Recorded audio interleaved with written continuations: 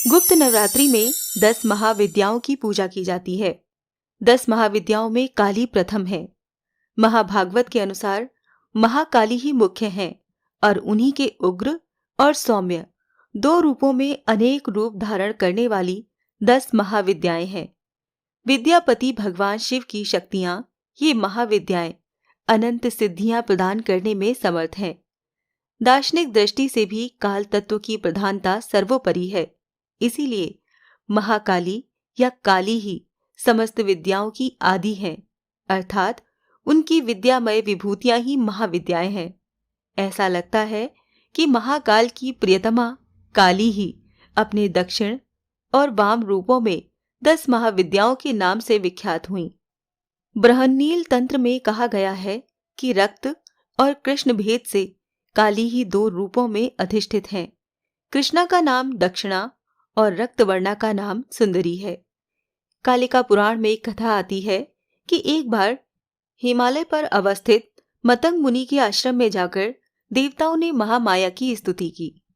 स्तुति से प्रसन्न होकर मतंग वनिता के रूप में भगवती ने देवताओं को दर्शन दिया और पूछा कि तुम लोग किसकी स्तुति कर रहे हो। उसी समय देवी के शरीर से काले पहाड़ के समान वर्ण वाली एक और दिव्य नारी का प्राकट्य हुआ। उस महातेजस्विनी ने स्वयं ही देवताओं की ओर से उत्तर दिया कि ये लोग मेरा ही स्तवन कर रहे हैं। वो काजल के समान कृष्णा थी, इसीलिए उनका नाम काली पड़ा।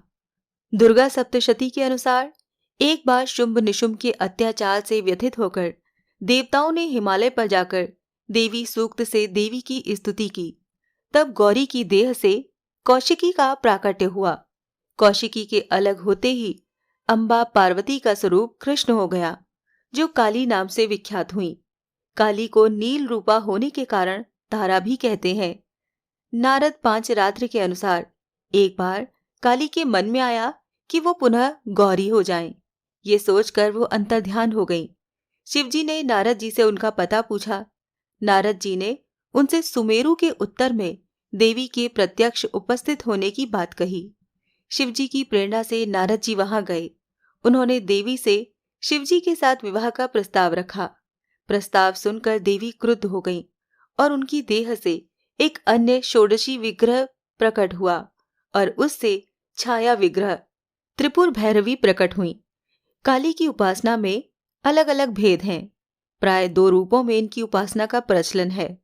भव बंधन मोचन में काली की उपासना सर्वोत्कृष्ट कही जाती है।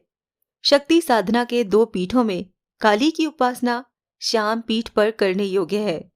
भक्ति मार्ग में तो किसी भी रूप में उन महामाया की उपासना फल ही देती है, पर सिद्धि के लिए उनकी उपासना वीर भाव से की जाती है। साधना के द्वारा जब अहंता, ममता और भेद बुद्धि का नाश होकर साधक में पूर्ण शिष्यत्व का उदय हो जाता है, तब काली का श्री विग्रह साधक के समक्ष प्रकट हो जाता है। उस समय भगवती काली की छवि अवर्णनीय होती है। कज्जल के पहाड़ के समान दिग्वसना, मुक्त कुंतला, शव पर आरूढ़, मुंडमाला धारिणी भगवती काली का प्रत्यक्ष दर्शन साधक को कृतार्थ कर देता है।